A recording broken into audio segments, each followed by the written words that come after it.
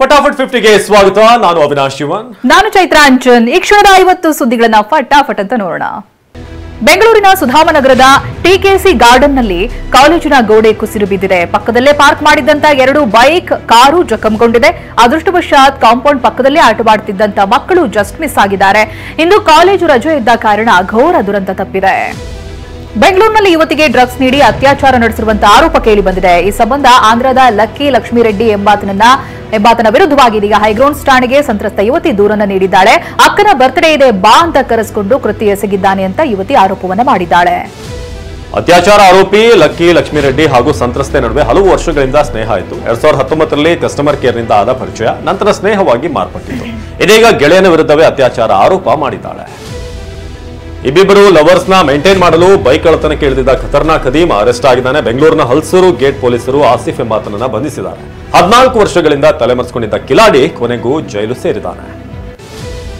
ಬೆಂಗಳೂರು ಗ್ರಾಮಾಂತರ ಜಿಲ್ಲೆ ದೊಡ್ಡಬಳ್ಳಾಪುರ ಗ್ರಾಮಾಂತರ ಠಾಣೆ ಪೊಲೀಸರು 3 ಅಂತಾರಾಜ್ಯ ಕಳ್ಳರನ್ನ ಬಂಧಿಸಿದ್ದಾರೆ. 33 ಠಾಣಾ ವ್ಯಾಪ್ತಿಯಲ್ಲಿ ಕೈಚಳಕ ತೋರಿಸಿದ್ದಂತ ಸೈಯದ್, ಶಿವಕುಮಾರ್, ಅಪ್ಪು ಎಂಬ ಆರೋಪಿಗಳನ್ನು ಬಂಧಿಸಿದ್ದಾರೆ. ಇದೇ ಗ್ಯಾಂಗ್ ಆಂಧ್ರದಲ್ಲಿ ಕಳ್ಳತನದ ವೇಳೆ ಓರ್ವ ಮಹಿಳೆಯನ್ನ ಕೊಂದಿದ್ರು. ಕರ್ನಾಟಕದಲ್ಲೂ ಕೂಡ ಕೈಚಳಕ ತೋರಿಸಿದ್ರು. ಬಳ್ಳಾರಿಯಲ್ಲಿ ಮೃತ ಬಾಣಂತಿಯರ ಕುಟುಂಬಕ್ಕೆ 2 ಲಕ್ಷ ಪರಿಹಾರ ಘೋಷಿಸಿದ್ದಂತ ಸರ್ಕಾರ ಇದೀಗ ಹೆಚ್ಚುವರಿಯಾಗಿ 3 ಲಕ್ಷ ರೂಪಾಯಿ ಘೋಷಣೆ ಮಾಡಿದೆ. ಸಂಡೂರಿನಲ್ಲಿ ನಡೆದ ಅಭಿನಂದನಾ ಸಮಾರಂಭದಲ್ಲಿ ಮೃತ ಬಾಣಂತಿಯರ ಕುಟುಂಬಕ್ಕೆ ಸಿಎಂ ಸಿದ್ದರಾಮಯ್ಯ 5 ಲಕ್ಷ ರೂಪಾಯಿ ಪರಿಹಾರ ಘೋಷಿಸಿದ್ದಾರೆ. ಬಾಣಂತಿಯರ ಸರಣಿ ಸಾವಾದರೂ ಕೂಡ ಬಳ್ಳಾರಿ ಜಿಲ್ಲಾ ಉಸ್ತುವಾರಿ ಸಚಿವ ಜಮೀರ್ ಅಹಮದ್ ಆಸ್ಪತ್ರೆಗೆ ಭೇಟಿ ಕೊಟ್ಟಿಲ್ಲ. ಮೃತರ ಕುಟುಂಬಕ್ಕೆ ಸಾಂತ್ವನ ಹೇಳಿಲ್ಲ ಅಂತ ವಿಪಕ್ಷಗಳು ಕಿಡಿಕಾರ್ತಾ ಇವೆ. ಆದರೆ ಇವತ್ತು ಸಂಡೂರು ಸಮಾವೇಶದಲ್ಲಿ ಪಾಲ್ಗೊಂಡಿದ್ದ ಜಿಲ್ಲಾ ಉಸ್ತುವಾರಿ ಸಚಿವ ಜಮೀರ್, ವೇಮ್ಸ್ನಲ್ಲಿ 5 ಬಾಣಂತಿಯರು ಮೃತಪಟ್ಟಿದ್ದು ದುರದೃಷ್ಟಕರ. ಮೊದಲು 2 ಲಕ್ಷ ಕೊಟ್ಟಿದ್ವಿ, ಈಗ ಹೆಚ್ಚುವರಿ 3 ಲಕ್ಷ ಪರಿಹಾರ ಕೊಡ್ತೀವಿ ಅಂತ ಹೇಳಿದರು. ಬಾಣಂತಿಯರ ಸಾವನ್ನೇ ಅಸ್ತ್ರ ಮಾಡಿಕೊಂಡಿರುವಂತಹ ಬಿಜೆಪಿ ಜೆಡಿಎಸ್ ಸರ್ಕಾರದ ವಿರುದ್ಧ ಮುಗಿಬಿದ್ದಿದೆ. ಆರೋಗ್ಯ ಸಚಿವರಿಗೆ ಪ್ರಕರಣದ ಬಗ್ಗೆ ಗಂಭೀರತೆ ಇಲ್ಲ, ಸರ್ಕಾರ ಉತ್ಸವದಲ್ಲಿ ಕಾಲಹರಣ ಮಾಡ್ತಾ ಇದ್ದಾರೆ ಅಂತ ಬೆಳಗಾವಿಯಲ್ಲಿ ಬಿಜೆಪಿ ಶಾಸಕ ಯತ್ನಾಳ್ ಆಕ್ರೋಶ ಹೊರಹಾಕಿದ್ದಾರೆ. ಬಳ್ಳಾರಿಯಲ್ಲಿ 5 ಬಾಣಂತಿಯರ ಸರಣಿ ಸಾವು ರಾಜ್ಯವನ್ನೇ ಬೆಚ್ಚಿ ಬೀಳಿಸಿದೆ. ಇದರ ಬೆನ್ನಲ್ಲೇ ಬೆಳಗಾವಿಯಲ್ಲಿ ಆಘಾತಕಾರಿ ವಿಷಯ ಬಹಿರಂಗವಾಗಿದೆ. ಬೆಳಗಾವಿ ಜಿಲ್ಲೆಯಲ್ಲಿ ಕಳೆದ ತಿಂಗಳಲ್ಲಿ 29 ಬಾಣಂತಿಯರು ಮಸಣ ಸೇರಿದ್ದಾರೆ. ಜಿಲ್ಲೆಯ ವಿವಿಧ ಕಡೆ ಬಾಣಂತಿಯರ ಸರಣಿ ಸಾವಾಗ್ತಿದ್ರೂ ಆರೋಗ್ಯ ಇಲಾಖೆ ಮೌನವಾಗಿದೆ.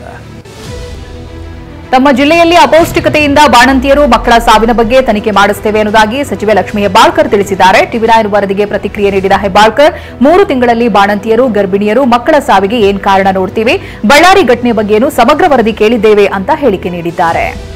ಬೆಳಗಾವಿಯಲ್ಲಿ ಬಾಣಂತಿಯರು, ಶಿಶುಗಳ ಸಾವಿಗೆ ಸರ್ಕಾರಗಳೇ ಕಾರಣ ಅಂತ ಶಾಸಕ ಯತ್ನಾಳ್ ಆಕ್ರೋಶ ಹೊರಹಾಕಿದ್ದಾರೆ. ಬೆಳಗಾವಿಯಲ್ಲಿ ಮಾತನಾಡಿದ ಯತ್ನಾಳ್, ಪೌಷ್ಟಿಕಾಹಾರದಲ್ಲಿ ಬ್ರಹ್ಮಾಂಡ ಭ್ರಷ್ಟಾಚಾರವೂ ಆಗ್ತಾ ಇದೆ.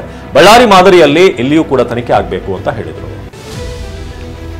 ಬಳ್ಳಾರಿಯಲ್ಲಿ ಬಾಣಂತಿಯ ಸಾವು ನಾಚಿಕೆಗೇಡಿನ ಸಂಗತಿ ಅಂತ ಕೇಂದ್ರ ಸಚಿವ ಪ್ರಹ್ಲಾದ್ ಜೋಶಿ ಆಕ್ರೋಶ ಹೊರಹಾಕಿದ್ದಾರೆ. ಹುಬ್ಬಳ್ಳಿಯಲ್ಲಿ ಮಾತನಾಡಿದ ಜೋಶಿ, 21ನೇ ಶತಮಾನದಲ್ಲಿ ಹೀಗೆ ಸಾವಾಗ್ತಿರೋದು ನಾಚಿಕೆಯ ಸಂಗತಿ. ವಿಜ್ಞಾನ ಇಷ್ಟು ಮುಂದುವರೆದಿದೆ, ಇಷ್ಟು ವೈದ್ಯಕೀಯ ಸೌಲಭ್ಯ ಇದೆ, ಆದರೆ ರಾಜ್ಯದಲ್ಲಿ ವೈದ್ಯಕೀಯ ವ್ಯವಸ್ಥೆ ಹಾಳಾಗಿದೆ ಅಂತ ಕಿಡಿಕಾರಿದ್ದಾರೆ.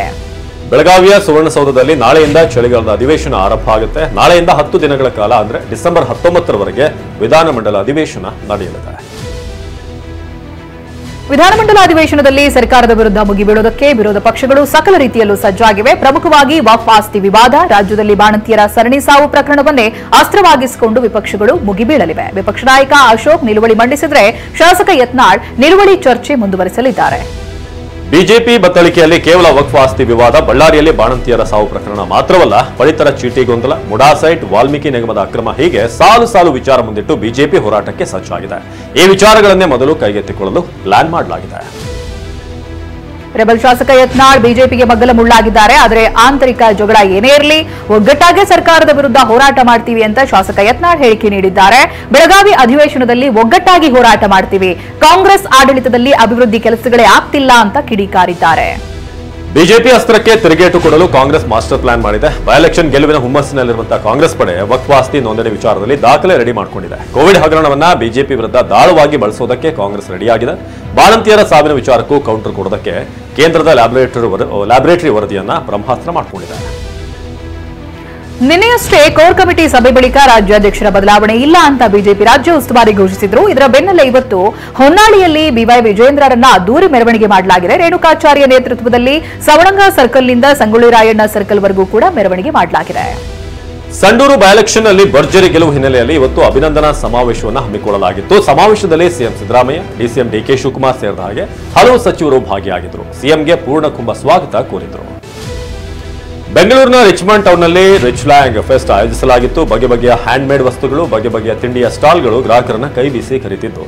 ಮ್ಯೂಸಿಕ್, ಪ್ಲೇ ಏರಿಯಾ ಜೊತೆಗೆ ಸಿಟಿ ಮಂದಿ ಎಂಜಾಯ್ ಮಾಡಿದ್ರು. ಬೆಂಗಳೂರು ಹಬ್ಬ ವೀಕೆಂಡ್ ಖುಷಿಗೆ ಮತ್ತಷ್ಟು ಜೋಶ್ ಹೆಚ್ಚಿಸಿತ್ತು.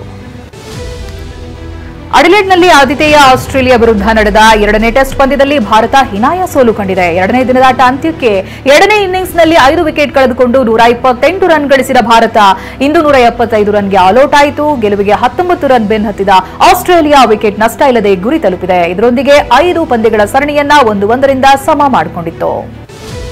ಆಸ್ಟ್ರೇಲಿಯಾ ವಿರುದ್ಧ ಅಡಿಲೇಡ್ ಟೆಸ್ಟ್ನಲ್ಲಿ ಪಂದ್ಯದಲ್ಲಿ ಸೋಲುವ ಮೂಲಕ ರೋಹಿತ್ ಶರ್ಮಾ ಸತತ 4 ಟೆಸ್ಟ್ ಪಂದ್ಯಗಳಲ್ಲಿ ಪರಾಭವಗೊಂಡಂತ ನಾಯಕರು ಅಂತ ಈಗ ಆ ಪಟ್ಟಿಗೆ ಸೇರ್ಪಡೆಯಾಗಿದ್ದಾರೆ. ಕೊಹ್ಲಿ, ಧೋನಿ, ತೆಂಡೂಲ್ಕರ್ ಹಾಗೆ ಗಾಯಕ್ವಾಡ್, ಮನ್ಸೂರ್ ಪಟೌಡಿ ನಾಯಕರಾಗಿದ್ದಾಗ ಭಾರತ ಸತತವಾಗಿ 4 ಟೆಸ್ಟ್ ಪಂದ್ಯಗಳಲ್ಲಿ ಸೋಲು ಕಂಡಿತ್ತು. ಈ ಪಟ್ಟಿಗೆ ರೋಹಿತ್ ಶರ್ಮಾ ಸೇರ್ಪಡೆಯಾಗಿದ್ದಾರೆ.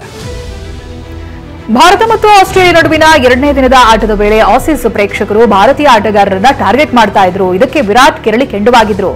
ಮಾರ್ನಸ್